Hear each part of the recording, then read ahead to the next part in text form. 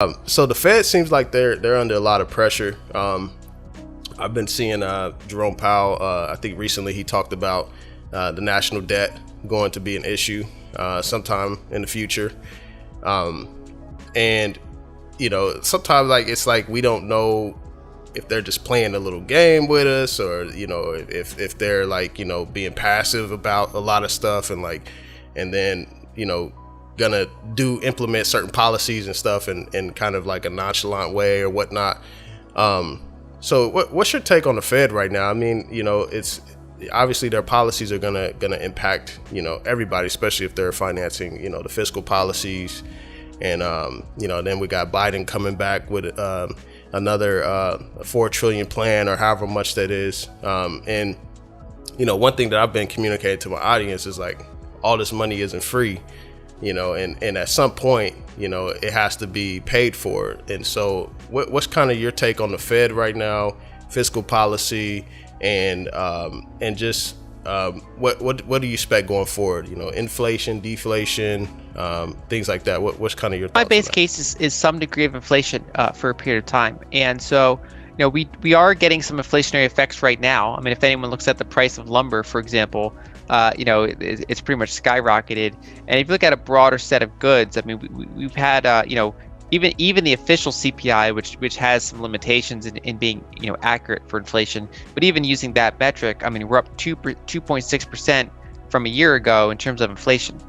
And the Fed's policy right now is that they're purposely, keeping rates at zero and, creating new base money to buy treasuries and mortgage-backed securities until inflation runs over 2% for a sustained period of time, the way they measure it. And so they use core PCE to measure inflation, which is, it excludes food and energy. And so if those go up, then core inflation is lower than, total inflation.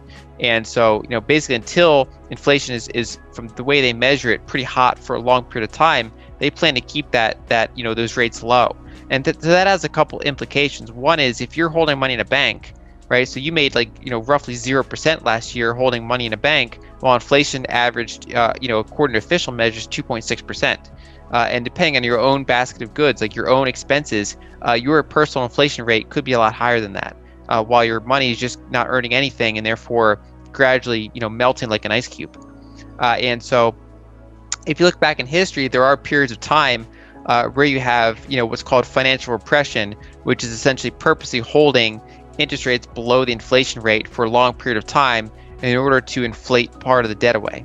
And so if you look back in the 1940s, for example, the United States fought World War II, and we built up a lot of debt from that, huge deficits. And in order to keep financing costs low, the Federal Reserve came in and artificially suppressed the yields. And the reason they had to keep interest rates low is if you have a country with 100% debt to GDP, for example, and if you're paying 5% or 10% interest rates on that, you're going to go bankrupt. You're going to spiral, and you're going to keep increasing the money supply, and it's going to balloon out of proportion exponentially. So what they do is they push down the interest rates, so that helps kind of keep the debt from spiraling too much, but it can be very inflationary. And so GDP can grow faster than the debt at that point. And so if you look back in the 1940s, you had an average inflation rate of something like 6%, and it included spikes up to as high as 20% during very brief periods of time. And yet the Federal Reserve held the 10-year Treasury at 2.5% for the entire decade. Just kind of held it there by using their balance sheet and being willing to buy treasuries if they went over that yield. And so if you were holding cash in a bank, if you were holding treasuries, you lost purchasing power over the course of that decade, even though you made more dollars in the nominal sense, right? So you're still making 2.5% a year, but you were losing like 6% a year in purchasing power. And so I think the 2020s are probably going to look something like that. Maybe not as extreme. In fact, I hope not as extreme. But I do think we're likely in a period where money in the bank or treasuries, whatever yield they have is probably going to be lower than the inflation rate, and that the Fed's going to be pretty much doing that on purpose for as long as they can. And so that that kind of informs us about what other assets we might want to own. We might want to own, things that have some degree of scarcity to them, whether it's precious metals, whether it's digital assets, whether it's commodity producers, whether it's high quality equities, whether it's your own property that your real estate that you own, and of course, it's very challenging because that sort of policy can boost those asset prices a lot, and so we get these rolling bubbles, right? So we have one set of months you might have NFTs go through the roof in terms of price. Other periods of time you might have tech stocks having a blow off top, getting super expensive. Another time you might have copper and lumber going up really high in price. And so it's still important to navigate and not kind of buy when things are just going vertically up and kind of get too euphoric. But I do think it's important generally to be in assets that have some degree of scarcity, rather than heavily invested in assets that can be printed and that are yielding below the inflation rate. Yeah, definitely. Yeah, that's important to know. So what's kind of your take on, like, for me, I had this discussion with my wife all the time. Like, I don't want money in the bank. I'm losing money. But, I've come to learn, like, there's a place for like cash and bonds, when we have deflationary shocks like last year in March. So what's kind of your how do you balance that out, for yourself, like having cash and equity, capital available to invest when we do have a deflationary shock, and then also, but not being too over leveraged in there to where you're losing so much purchasing power. So that partially comes down to personal situation. And so, for example, if let's say you have property with a mortgage, then you basically are now short dollars with that mortgage. You're basically, from your perspective, you'd love the price of the house to go up while dollars get devalued because you owe dollars. So if someone has a mortgage, they can also hold a decent amount of cash if they want to, because that cash is kind of balanced out by the fact that they have a mortgage. If someone is not in that situation, holding a lot of cash can be risky because it's like a long-term melting ice cube.